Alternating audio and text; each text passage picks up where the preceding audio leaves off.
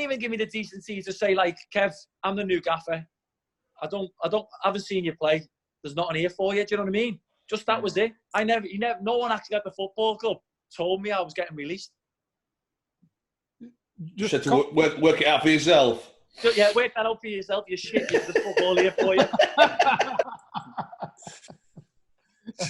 But Jim Bentley obviously gets a job at Morecambe, and I believe he's only in the job a couple of hours before he's knocking on your door. Yeah, I think it's funny because Rotherham played Morecambe towards the end of the season, and it was a little bit of a. We were already, I think we won 1-0 or something. We were already in the playoffs there enough, and me and Jim Bentley at the time, the gaffer, had a bit of a head-to-head. Because as you say, I used to pick on, like, I used to go for the big targets or the mouthy ones, so me and him had a head-to-head, and we've got each other, and he's like, I'll fucking strangle you, you skinny cunt, and I'm like, shut up, fatty, I'll fucking do you in. So we've had a bit of banter, and obviously, as you do on a footy pitch, shook hands afterwards, and then there's a bit more said, and then on the way home, I had a few lads who I knew who played for Morecambe, so they texted me on the bus on the way home, going, Jim Bentley wants your number. I said, fucking give me the fat cunt, I'll kill him. So they're like, said you're a skinny cunt, you can't wait to see you, he's going to snap your neck and all that. So we had a bit of banter, WhatsApp, me and the lads. So next thing, a week later, or was it that week, I started my B licence, and my phone was going towards like the Wednesday, Thursday, and I'd just seen Sammy McElroy had left Morecambe. So my phone's going, I'm thinking it's the lads on the wind-up. He's like, hello, Kev, it's Jim Bentley. I'm obviously on my course. Pick my phone up, voicemail. Hello, Kev, it's Jim Bentley.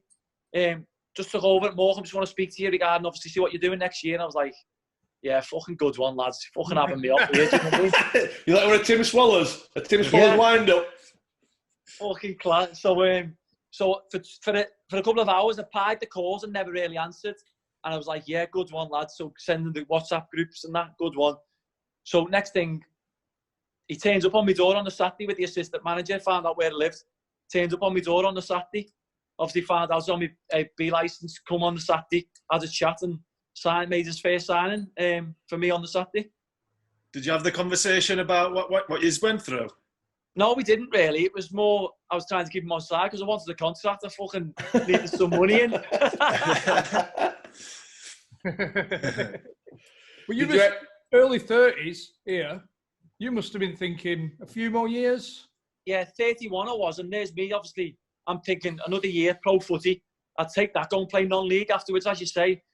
When I come into football at 2021, I'm thinking, if I can get 10 years out of this, I've fucking done all right for myself, do you know what I mean? And then there's me, 31.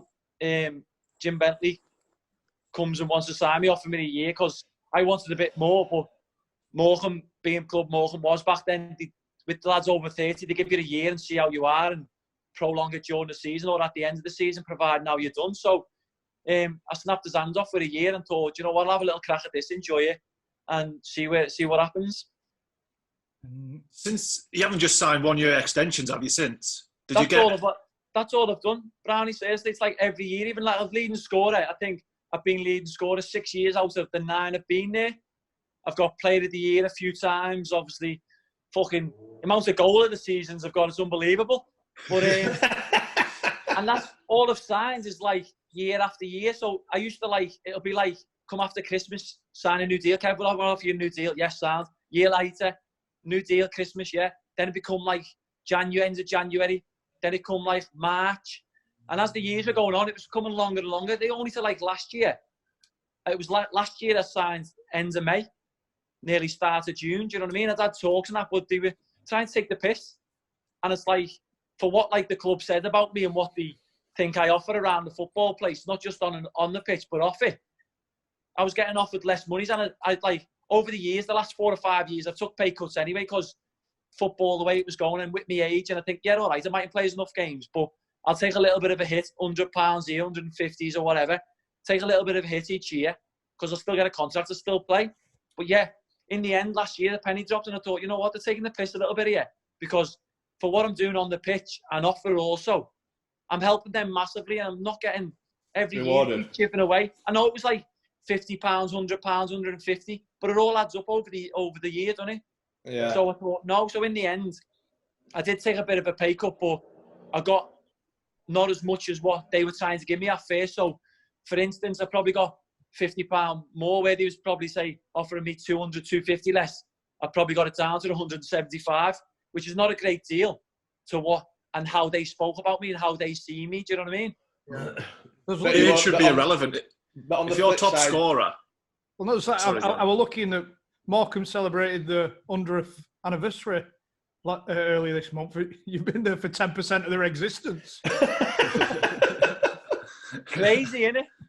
It is. It's frightening. It's like I didn't obviously know that till a couple of weeks ago. I was seeing, obviously, they put a thing up saying 100 years of obviously celebrating the club and all that. And I'm thinking, oh, I wonder if I can make this. Because, like, even it doesn't matter what level you're at or wherever, it's like people still say, I've done this for the football club. But it's good to just be recognised and be known as, like, yeah, you have done really well for this football club, even though whatever happens in next season or how it's ended so far, do you know what I mean? It is good to just be recognised by certain individuals who you think highly of, to think like, yeah, do you know what? You have to play a part in keeping them in the Football League.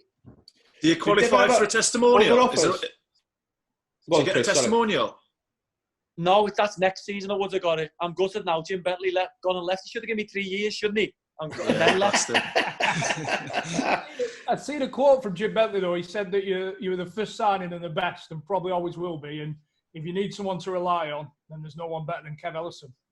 Funny that, innit? Fucking cunt was offering me 25 quid a year less every season. I can't have been that good.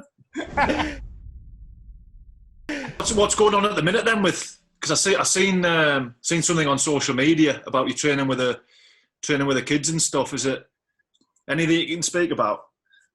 No, not really. I think I was meant to be going in, obviously, with the PFA and have a chat, so I'd rather not speak about that. Obviously, people have got their opinions, my end, I've got mine, and people say things are cross-wired, do you know what I mean? But as I say, I'm not, like, really open and there to speak about that yet. Obviously, maybe in the coming weeks and months, I can open up and be honest, and I'm as honest person, and I see it as it is. If things upset me, I'll tell you as it is. And I think the old manager had a little bit of a problem, Jim Bentley, with me like that. But it's not that I mean harm. I want the best for me and the football club and people moving forward. So I took over a few games, and then obviously when Derek Adams, the new manager, took over, he brought his own players in, which new managers do. So I found myself, obviously, being the oldest reserve team footballer in football history.